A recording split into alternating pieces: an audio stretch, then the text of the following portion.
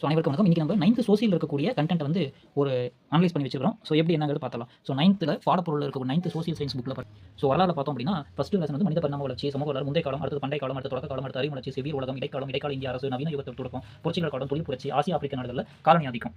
So இதில் உள்ள போய் பார்த்தோம்னா மனித பரிணாமம் அப்படிங்கிறது புக் கண்டென்ட்ல கிட்டத்தட்ட 454 பில்லியன் அப்படின்னா 4.54 பில்லியன் 454 கோடி ஆண்டுகளுக்கு முன்னாடி நம்மளோட மனித மூதாதையெல்லாம் எப்படி இருக்கு, அதோட தொல்பொருட்கள்லாம் எப்படி இருக்கு அப்படிங்கிறது இது வந்து ஃபுல்லாக வேர்ல்டு லெவலில் தான் அவங்க டிஸ்கஸ் பண்ணியிருக்காங்க. ஸோ எங்கெல்லாம் கிடைச்சிருக்கு அப்படிங்கிறது, ஸோ ஆஃப்ரிக்காவில் எப்படி கிடைச்சிருக்கு அப்படிங்கிறது, நம்ம தமிழ்நாட்டில் என்னெல்லாம் கிடைச்சிருக்குன்னு சொல்லி லைட்டாக அதை பற்றின ஒரு டிஸ்கஷன் போயிருக்கு. ரெண்டாவது லெசன் பார்த்தோம் அப்படின்னா ஃபுல்லாக வந்து எகிப்து, சீனா தாங்க. இங்கே எகிப்து நாகரிகம் இருக்கா, அடுத்து பாபிலோனை பற்றி பார்க்குறோமா, மொத்தப்படமை நாகரிகத்தை பற்றி பார்க்குறோமா. ஸோ இது ஃபுல்லாக வந்து பார்த்தோம் அப்படின்னா சவுதி அரேபியா, ஸோ அந்த சைடு இருக்கக்கூடிய எல்லாமே சீனா நாகரிகம். அதுக்கப்புறம் சிந்து சமவெளி நாகரிகத்தை பற்றி கொடுத்துருக்காங்க. தொடக்க கால சமூகத்தில் வந்து தொல்காப்பியம், ஐம்பெருங்காப்பியங்கள், அப்புறம் தமிழ்நாட்டில் இருக்கக்கூடிய எங்கெல்லாம் பாதைகள் எங்கெல்லாம் போயிருக்கு வந்திருக்கு, அதோட சமுதாய நிலை, அப்புறம் கொடுமண்டலை பற்றி, மதுரை கீழடி, ஸோ புனை நாகரிகம் இதெல்லாம் வந்து கொடுத்துருக்கு. ஸோ அறிவு வளர்ச்சியில் வந்து பார்த்தோம்னா கம்யூனிசம், இதில் சீனாவில் முக்கியமாக 6ஆம் நூற்றாண்டில் கன்ஃபியூசியேஷன் தரவோ எல்லாம் இருந்தாங்க இல்லையா. ஸோ அதை பற்றி டீட்டெயிலாக கொடுத்துருக்காங்க. ஸோ இந்தியாவில் எப்படி எந்தெந்த உலக அளவில் எந்தெந்த இதெல்லாம் வந்ததுன்னு சொல்லி அப்புறம் தமிழ் மதம், புத்த மதத்தை பற்றி கொடுத்துருக்காங்க. அடுத்து வந்து அரசுகள் அப்படிங்கிறது மௌரிய பேரரசை பற்றி லைட்டாக கொடுத்துருக்காங்க. அவ்வளோதான். செவ்வியல் உலகத்துக்குள்ள போனோம் அப்படின்னா ஃபுல்லாக வந்து பார்த்தீங்கன்னா வேர்ல்டு லெவலில் தாங்க, வேர்ல்டு ஹிஸ்ட்ரி தான். கிரீஸை பற்றி கொடுத்துருக்காங்க. இங்கே ரோமோட ஹெலன்ஸ்டிக் உலகத்தை பற்றி கொடுத்துருக்காங்க. ஸோ ஃபுல்லாக இதெல்லாம் வந்து ரோம பேரரசு, எகிப்து, ரோம் இதை பற்றின டீட்டெயில்ஸ் தான். அடுத்தது கிழக்கு ஆசியா, அடுத்தது சீனாவோட டீட்டெயில்ஸ் கொடுத்துருக்காங்க. ஸோ இடைக்காலத்திலையும் பார்த்தோம் அப்படின்னா சீனாவோட தாங் வம்சம், ஸோ அப்போ இருக்கக்கூடிய அரசு எப்படி இருக்குது, நிலப்பிரபுத்துவம் வந்து உதுமானிய பேரரசு, உதுமானிய பேரரசு இதெல்லாம் கொடுத்துருக்காங்க. ஸோ இடைக்கால இந்தியாவில் வந்து எந்த இயர் என்ன படிக்க போகிறோம் அப்படிங்கிற மாதிரி கொடுத்துருக்காங்க. 14-15 நூற்றாண்டு இந்தியா எப்படி இருந்தது அப்படிங்கிற மாதிரி. ஸோ இதில் அரசியல் மாற்றங்கள் வட இந்தியாவில் எப்படி இருந்தது அப்படிங்கிற மூலம் துக்ளக்கு. ஸோ ஃபுல்லாக அதை பற்றி எல்லாமே கொடுத்துருக்காங்க. அடுத்தது நவீன யுகம் பார்த்தோம் அப்படின்னா கான்ஸ்டாண்டினோபிள் உலக ஹிஸ்ட்ரி தான் வந்து டீட்டெயிலாக கொடுத்துருக்காங்க. இத்தாலியில் எப்படி இருந்துச்சு, அடுத்தது லியோனார்டோ டா வின்சியோட டயக்ராம்ஸ், மார்ட்டின் லூதர் கிங், அடுத்தது உலக அளவில் எங்கெல்லாம் இருந்தது, அடுத்து புரட்சிகள் காலம்னா பிரெஞ்சு புரட்சி, அமெரிக்கா புரட்சி தான் கொடுத்துருக்காங்க. இப்போ அமெரிக்கா விடுதலை புரட்சி கொடுத்துருக்காங்களா. ஸோ அடுத்தது பிரெஞ்சு புரட்சியை பற்றி கொடுத்துருப்பாங்க. பக்சர் கொண்டு போர், அது அங்கே என்ன நடந்தது, உலக ஹிஸ்ட்ரியில் என்ன நடந்தது அப்படிங்கிறத அவங்க கொடுத்துருக்காங்க. ஸோ அடுத்து தொழில் புரட்சி அதே மாதிரி தான்.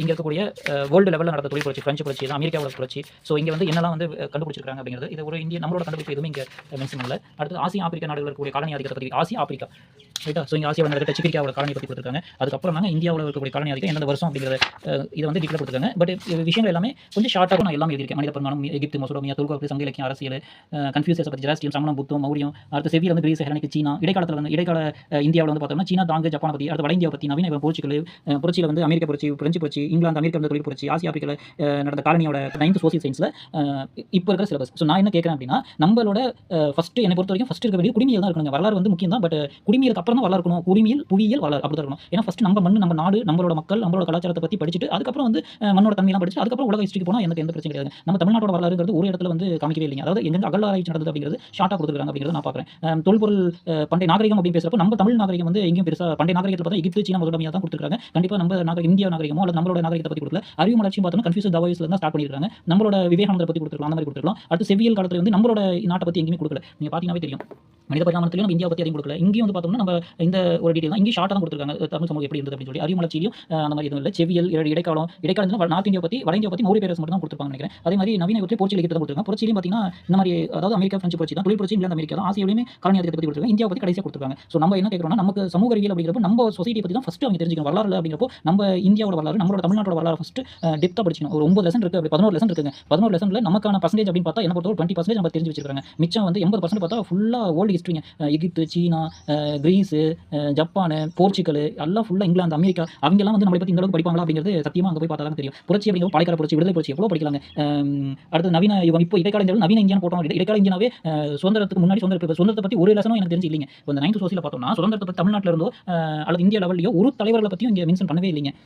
கரெக்டுங்களா. ஸோ ஒரு விடுதலை போராட்டத்தில் இருக்கக்கூடிய அது இப்போ விடுதலை வரலாறுங்கிற பாடமே இங்கே இல்லைங்க. அதான் வருத்தமாக இருக்குது. பாருங்க, விடுதலைங்கிற வார்த்தை எங்கேயாவது இருக்குங்களா? நம்ம அவ்வளோ கஷ்டப்பட்டு சுதந்திரத்தில் எத்தனை பேருங்க பாலைக்கார புரட்சி, வேலூர் கழகம், நம்ம காந்தி வருகை எல்லாம் கொடுத்துருக்காங்க. ஆனால் இதில் வந்து ஒன்றுமே கொடுக்கலங்க. நான் என்ன சொல்றேன், 11 லெசன் கூட தேவையில்லைங்க. நம்ம வந்து போர்ச்சுகல் நாட்டை பற்றி படிக்கணும், இங்கிலாந்து, ஜப்பானை பற்றிலாம் படிக்கணும். அவங்க நம்ம பற்றி படிப்பாங்க, அது தெரிஞ்சுக்கலாங்க. பட் அதெல்லாமே வந்து first study our nation, first study our soil of your structure ரைட்டா. நம்மளோட தன்மையை ஃபர்ஸ்ட் வரலாறு, நம்ம பூமியில் நம்ம இடத்துல என்ன இருக்குங்கிறத கற்றுக்கிட்டு தாங்க எல்லாத்தையும் பண்ண. நம்ம சோழர்கள் வந்து கடல் கடந்து வாணிகம் செஞ்சிருக்காங்க. எங்கெல்லாம் அந்த வாணிகம் போயிட்டு இருக்கு, அதெல்லாம் என்ன மாதிரியான பண்பாடு, அது தமிழ் வந்து படிப்போம். பண்பாடு, கலாச்சாரம், தமிழ் பாடத்தில் வந்து கலித்தொகை, நற்றிணை, புறநானூறுலாம் பார்த்தா பத்தி உடச்சு படிப்பாங்க. அப்படியே நம்ம கடையில் வளர்களை பற்றி, சோழர்கள், நம்ம தஞ்சை பெரிய கோயிலை பற்றி அதெல்லாம் வரலாற்று ஆவணங்கள் தானே. தஞ்சை பெரிய மாமல்லபுரம், பல்லவர்கள் சான்று, மதுரை மீனாட்சி அம்மன் கோயில் இருக்கக்கூடியது, நாயக்கர் தூண், இதெல்லாம் நம்ம கண்டிப்பாக படிக்கணுங்க. இதெல்லாம் தாங்க நம்ம வரலாறுல கண்டிப்பா நம்ம தமிழ்நாட்ட பத்தி, நம்ம இந்தியாவ பத்தி விடுதலையில இருக்கக்கூடிய நம்ம தமிழ்நாட்டுக்காரங்க, இந்திய வீரர்கள் எப்படியெல்லாம் கஷ்டப்பட்டு, எப்படியெல்லாம் ஒருங்கிணைச்சாங்க, இதில பத்தின கொஞ்சம் குடுத்தாங்கன்னா நல்லா இருக்குங்க. இது வந்து வரலாறு பத்தி மட்டும் தான் நான் பேசியிருக்கிறேன். இன்னும் நம்ம புவியியல் இருக்குங்க. புவியியல் பார்த்தா அத விட கொடுமைங்க. ஏன்னா அவ்ளோ வேர்ல்ட பத்தி அவ்ளோ படிக்க வைக்கிறாங்க. நம்ம தமிழ், நம்மளோட மண்ணு, நம்ம மண்ணு கண்ல பசங்க பார்க்கறது, கேட்கறது, அத சம்மந்தப்பட்ட ரிலேட்டடா இருந்தா தாங்க அவங்க ஏதோ ஒண்ணு ஆமா இது மாரிலாம் நம்ம பிரசென்ட்ல, ஃபியூச்சர்ல நடந்திருக்கு, பாஸ்ட்ல நடந்திருக்குதுங்கிறத நம்ம கத்துக்க முடியுங்க. ஸோ தயவு செஞ்சு வந்து இத வந்து கொஞ்சம் கன்சிடர் பண்ணி கொஞ்சம் இத மாத்தி விடுங்க. 11 பாடத்துல ஒரு பாடமும் விடுதலை பத்தி இல்ல அப்படிங்கிறது ரொம்ப மனசு வருத்தமா இருக்குங்க. பரிணாம வளர்ச்சிலாம் தெரிஞ்சுக்கணுங்க. ஆனா அதுக்கு முன்னாடி வந்து நம்ம இப்ப இருக்கிற பிரசென்ட் கொஞ்சம் 100 வருஷத்துக்கு முன்னாடி அதே மாரி காலகட்டங்கள் வந்து குடுக்கணுங்க. அதாவது வளர்ச்சி அப்படின்னா இந்த பாடத்துல வந்து இத்தன நூற்றாண்டு, இத்தன நூற்றாண்டு, இந்த வருஷம், இந்த வருஷம், இந்த வருஷம், இந்த வருஷம் இத தான் நம்ம படிக்கிறோம். அடுத்து குரோத் இந்த மாரி இருக்கும். நைட்லாம் இத படிச்சோம் மைண்ட் மேப் மாரி போட்டு பாருங்க. இப்ப எல்லா +1 +2 புக்லலாம் அழகா குடுத்துருக்காங்க. இத படிச்சு முடிச்ச வாட்டி என்ன அப்படிங்கிறது. அத வந்து 10th புக்ல குடுக்கணுங்க. கரெக்ட்டுங்களா? அப்பதான் வந்து 10வது முடிச்சுட்டு இந்த கோர்ஸ் எடுக்கலாம்னு பசங்க வந்து தெரிஞ்சுக்கிடுவாங்க. ஆனா +1 புக்ல இந்த கோர்ஸ் எடுத்துட்டு வந்தவாட்டி என்ன படிக்கலாம் அப்படிங்கிறத விட அந்த கோர்ஸ் பத்தின அவேர்னஸ் வந்து இந்த பிகாம் படிச்சா காமர்ஸ் எடுத்தா இதெல்லாம், பயாலஜி எடுத்தா இந்த ஸ்கோப்லாம் இருக்குதுன்னு சொல்லி அந்த ஒரு 4 பேஜ் அதாவது பொலிட்டிகல் சயன்ஸ் புக் எடுத்தோம்னா அதுக்குள்ள ஸ்கோப் இருக்கும்.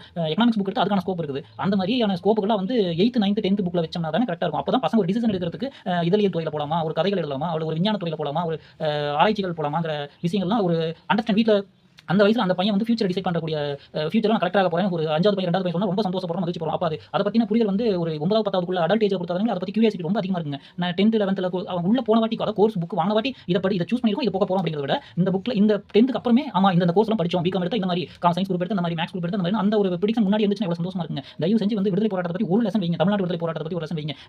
அட்லீஸ்ட் 10த்ல இருக்க 2 லெசன் தூக்கி இங்க போடுங்க. சுற்றுலா தலங்களை பத்தி நம்ம மாணவனுடைய கடமை என்னெல்லாம் இருக்குதுங்கிறத கொடுக்கவே இல்லைங்க. அது குடிமையை பத்தி பேசுறப்ப நான் கண்டிப்பா பேசுறேன்.